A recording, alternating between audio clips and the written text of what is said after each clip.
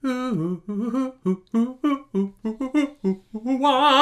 up, Internet? It's time for a trailer for House of the Dragon Season 3, which will start, hopefully, with the finale from Season 2, because I don't think that they put it on because Season 2 ended kind of weird with that moment where it all just felt like it was building up to nothing. So I hope we start with a bang, with a bang, with a bang, with a bang. My name's Nerdy. And I'm Clarouche. And this is a trailer reaction for House of the Dragon Season 3. All the hottest ladies in Westeros are back and going to war, maybe, or meeting secretly. I don't know what happened in Season 2.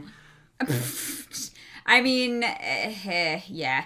Look, I have loved most of this show. Yep. Season 1 was lights out.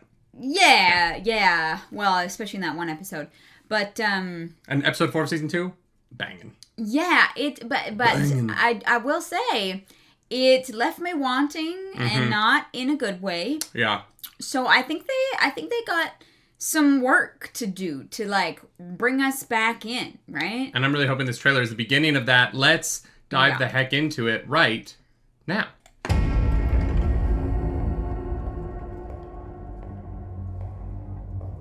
Where were you? Alicent came to Dragonstone. She will open the gates of the Red Keep and surrender to me. You cannot trust her. Interesting. Yeah. The king has abdicated the throne. A new dawn is coming. A new line of unsullied kings. It's a good suit of armor. You are the Queen of Dragons. You have an absolute power within your grasp. Ooh.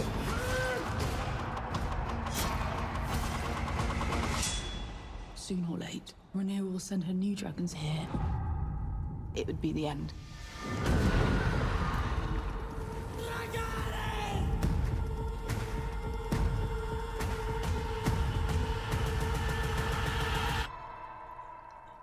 This is the moment you become queen.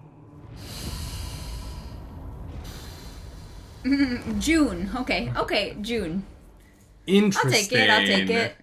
Interesting. Not the, like, rabble-rousing trailer I expected. Much more, internal, weirdly.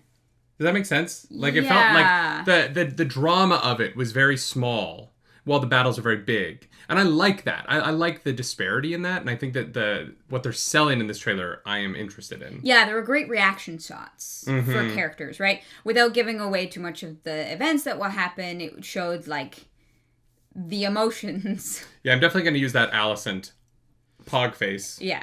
More of a sad pog, but, like, a pog nonetheless. Yeah. Shot. Yeah. By the way, I posted my Alicent cosplay on Yeah, go check that Instagram, out. and it's doing poorly, so go give it a like. It's not doing well. poorly. It's not doing well. So go give it some love. Thank you. Given our feelings about season 2's ending, not the whole season, just sort of like the sort of, oh, that's the final episode. How are you feeling right now after this trailer? I'm not sure it's what I was looking for. Oh, interesting. Why? I'm not sure. Mm-hmm.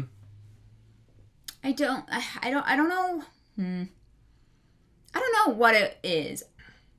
It didn't, like, I wasn't like, you know. Yeah. But I wasn't like, holy shit. I feel like on a scale of like 1 to 10, you know, I feel like my excitement is more at like a 7, right? Than it is like, oh my god, I can't wait. Like my excitement right now for like Night of the Seven Kingdoms is I literally cannot wait for the next episode to drop. And sure, but we're also in the middle of the season. Like yes, for sure.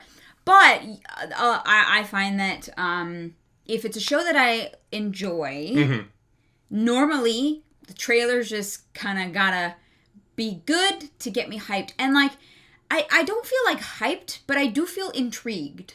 Does that make sense? Yeah. Like, oh, interesting. Like, what are they doing? Like, where...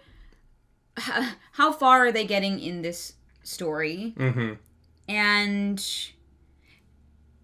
because the trailer was a lot of reactions and like cool shots, which I think is smart for a trailer to do because you don't want to give too much away. Yeah. But I don't really know what the structure of next season is going to be, and I'm kind of like, okay, all right.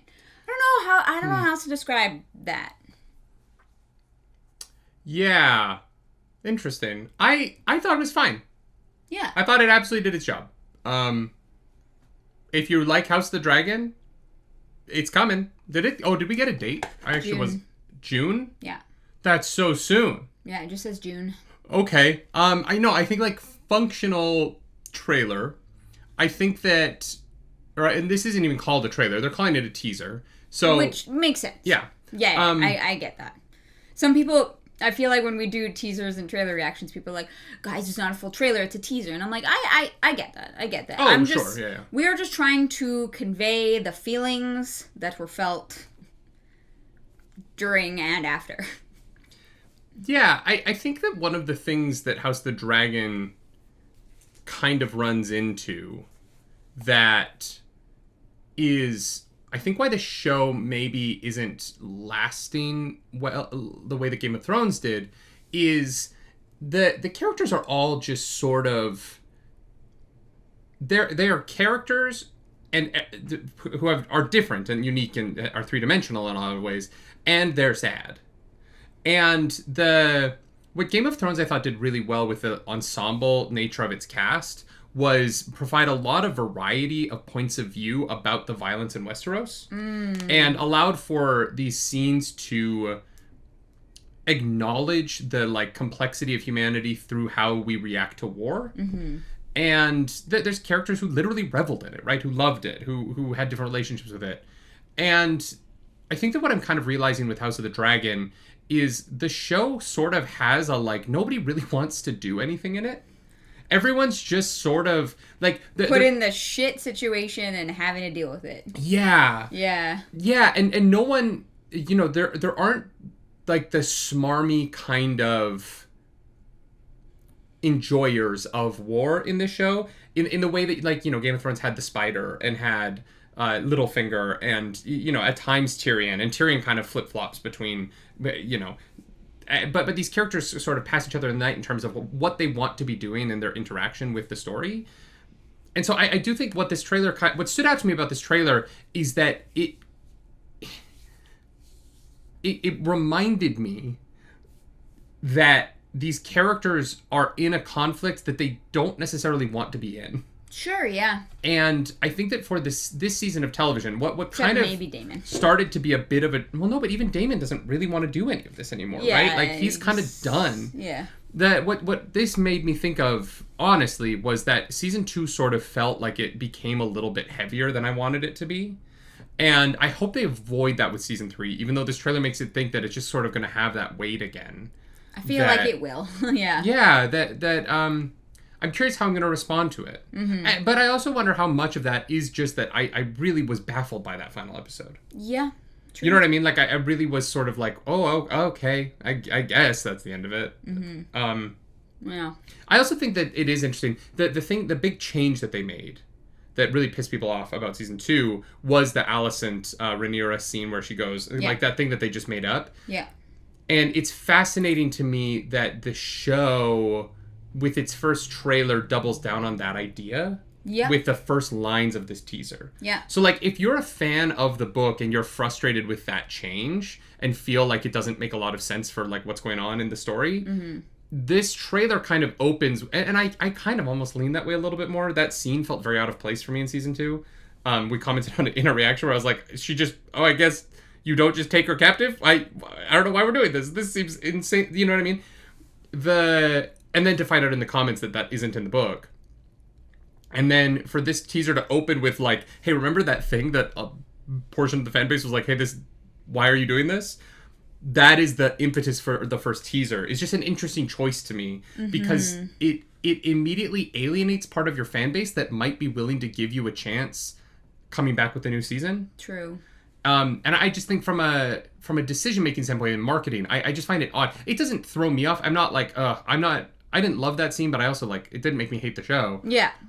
But at the same time, I have heard the complaints of people online who hate that scene, and I don't necessarily think starting your teaser with, hey, remember that thing you didn't like about season 2 is a great marketing strategy. Yeah.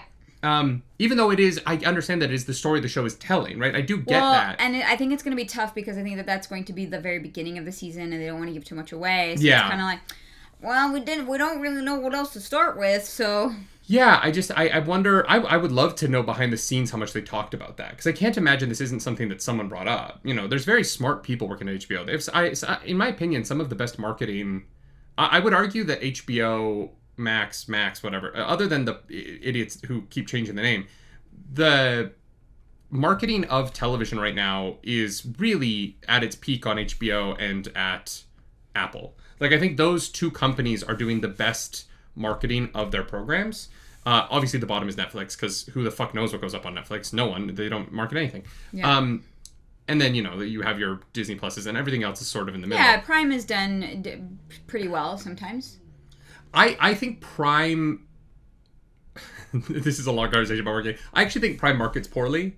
I think that Prime makes the assumption that because they're Amazon, they don't have to market as much as other companies do. And it really depends on the show as well. Like, yeah. Yeah, So, I mean, they do well sometimes.